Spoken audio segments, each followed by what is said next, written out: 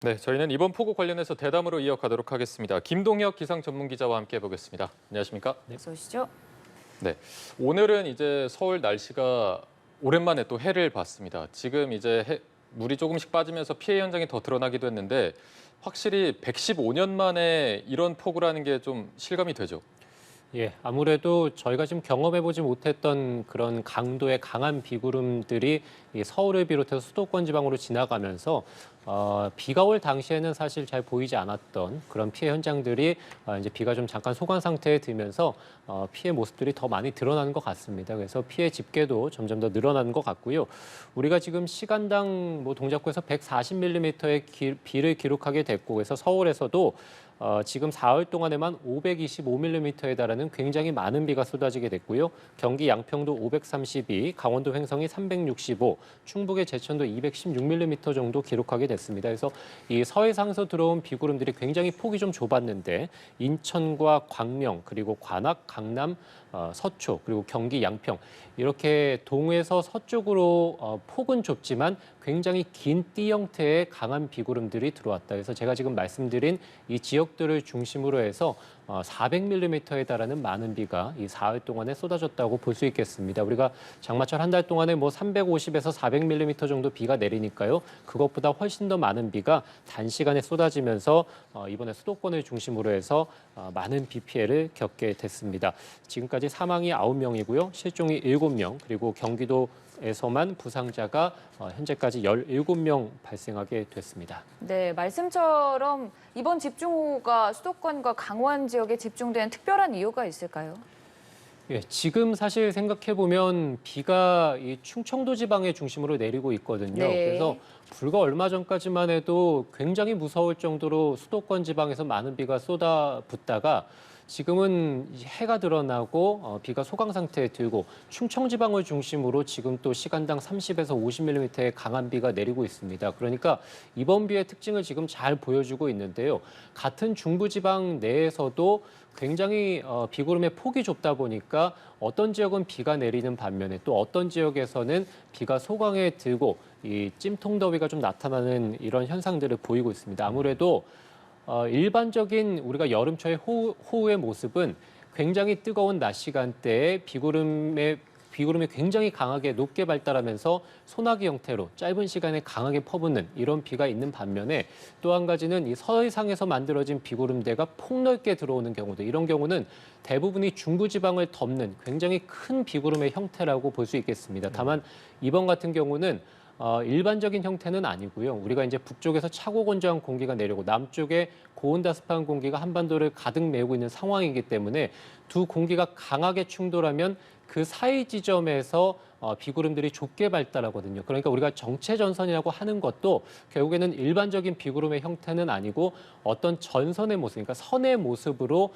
굉장히 좀 가늘게 이렇게 비구름대가 발달했다고 해서 이제 정체전선 또는 장마전선이라고 부르곤 합니다. 그래서 이번에 형태는 정체전선의 이 어떤 동반돼서 내린 비구름의 형태였기 때문에 굉장히 좁은 지역에서 내린 그런 특징을 보였고, 역시 말씀드린 원인은 북쪽의 차가운 공기, 남쪽의 고온다습한 공기 덩이가 서로 강하게 충돌을 중부지방에서 했다.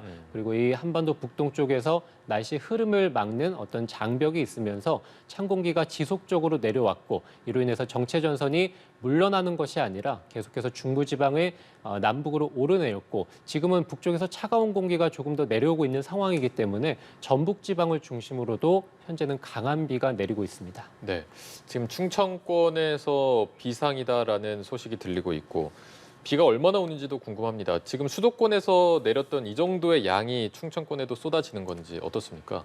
그럴 수 있을 것 같습니다. 우리가 지난주에 이 수도권에 내린다라고 예보했던 비의 양이 300에서 350mm인데 생각보다 더 강하게 비구름대가 발달을 하게 됐죠. 그 네. 얘기는 바로 이 북쪽에서 차가운 차갑고 또 건조한 공기가 생각보다는 더 강했다고 볼 수 있겠거든요. 말씀드린 대로 날씨의 정체로 인해서 아직까지 한반도 상공에는 차고 건조한 공기가 남아있는 상태이고 지금 어제까지만 하더라도 남부지방 그리고 충청지방을 중심으로도 폭염특보가 내려져 있던 상황이었거든요. 그만큼 그쪽 지방을 중심으로는 굉장히 공기가 또 뜨거운 상황이었습니다. 그러니까 강한 찬 공기와 이 뜨거운 이 공기가 서로 충돌을 지금 충청지방에서 하고 있기 때문에 이들 지역을 중심으로도 충분히 내일까지 많은 비, 이 수도권에서 내렸던 그런 강한 비가 내릴 가능성이 있습니다.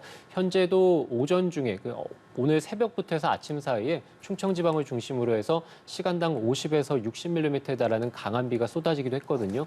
우리가 이 정체전선 또는 장마전선 같은 경우는 주로 이제 오전이나 낮 시간대보다는 저녁에서 새벽 사이에 훨씬 더 비구름대가 강하게 발달을 하기 때문에 특히 이제 이 충청 지방에 걸쳐 있는 이 정체전선이 오늘 밤부터 해서 내일 새벽까지 훨씬 더 강하게 발달할 가능성이 있겠습니다. 그래서 내일까지는 충청 지방을 중심으로 해서 비 피해가 없도록 주의를 좀 해주셔야 될 것 같고요. 지금 예보된 것이 오늘 아침까지도 굉장히 많은 비가 내렸습니다만 지금 오전 11시의 예보에 따르면 내일까지 충청 남부지방과 전북 북부지방에서 300mm의 비가 더 내릴 것으로 예보가 되어 있고요. 그 밖에 경북 북부와 전북 지방에서도 100에서 200mm 그리고 강원 영서 남부, 경기 남부 지방을 중심으로 또 전남 북부, 이 전남 북부 지역은 오늘 아침까지만 해도 폭염이 내려 있던 곳이었습니다. 네. 근데 이 전남 북부 지방을 중심으로도 50에서 최대 150mm에 달하는 많은 비가 내일까지 쏟아질 것으로 예상이 됩니다. 네, 참 기록적인 폭우가 계속 이어지고 있는 모습인데요. 중요한 것 중 하나는 이번 폭우가 언제까지 좀 지속이 될지인 것 같습니다.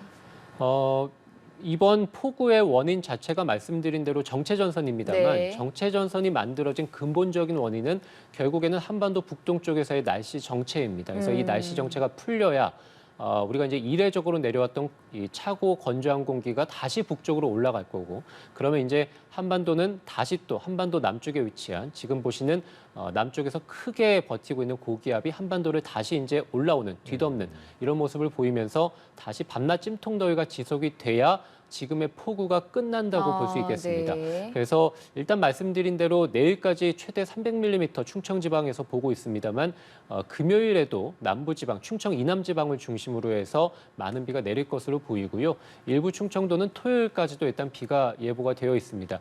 이후에는 일시적으로 차고 건조한 공기가 북쪽으로 올라가면서 이 정체전선도 잠시 소강 상태에 들 것으로 보입니다. 소멸한다고 볼 수 있겠는데요. 다만 주말이 지나고 다음 주 초에 다시 한번 또 북쪽에서 차고 건조한 공기가 내려올 것으로 보이기 때문에 다음 주 월요일에 북한에서 내려오는 정체전선으로 인해서 다음 주 초에는 중부지방에서 다시 비가 시작이 되겠고 다음 주 화요일에는 이 정체전선이 조금 더 내려가면서 전국 대부분 지방, 특히 충청 이남 지방을 중심으로도 강한 비가 내릴 가능성이 있겠습니다. 네. 이후에 이 다음 주 중반쯤 되면 이 북동쪽의 어떤 정체가 풀릴 것으로 예상이 되거든요. 그로 인해서 장마전선, 이 정체전선도 소강 상태 또는 이 소멸 단계에 접어들면서 다음 주 수요일 오전까지 비가 좀 내리다가 이후에는 다시 북쪽에 차고 건조한 공기가 올라가면서 정체전선도 소멸하는 그래서 이 비가 멈출 것으로 예상이 됩니다. 비가 멈춘다는 것은 다시 남쪽에서 고온다습한 공기가 올라온다는 것이기 때문에 다시 또 전국 대부분 지역에서 찜통더위가 나타나겠습니다. 다만 지금 이례적으로 내려왔던 이 폭우로 인해서 우리가 지금 8월 초는 사실 1년 중에서 가장 무더운 네. 해거든요. 무더운 시기거든요. 그래서 폭염이 절정에 달해야 되는데 이 폭우가 내려오면서 어느 정도 이 절정의 시기는 좀 지났습니다. 그래서 다음 주에 비가 그치고 나서 낮 기온이 30도 안팎 정도. 그러니까 우리가 보통 체감 온도가 33도 이상이 돼야 폭염특보인데요. 네. 낮 기온이 30도 정도를 기록하는 무더위가 되겠고 다만 최근에 굉장히 많은 비가 내렸기 때문에 공기 중에 수증기가 굉장히 많다. 그래서 다음 주 중반 이후에 푹푹 찌는 이 밤더위는 당분간도 계속될 것으로 보입니다. 네, 저희가 어제 같은 시간에 날씨 관련해서 대담을 하면서 태풍 얘기도 했었습니다. 어제까지만 해도 태풍보다 세력이 약한 열대 저압부다라고 해주셨는데 지금 7호 태풍 무란히 또 북상하고 있다는 소식이 들려오고 있습니다. 우리나라 기후에 또 어떤 변수가 될까요? 예, 어제까지만 해도 열대 저압부였습니다만 이제 7호 태풍 이 물안으로 발달을 하게 됐습니다. 네. 그래서 현재 북상을 하고 있고요. 어제까지는 베트남 동쪽 해상에 머물고 있었는데 현재는 중국 남부로 들어가는 중입니다. 그래서 오늘 내일 중에는 중국 남부 이 내륙으로 상륙을 할 것으로 보이고요.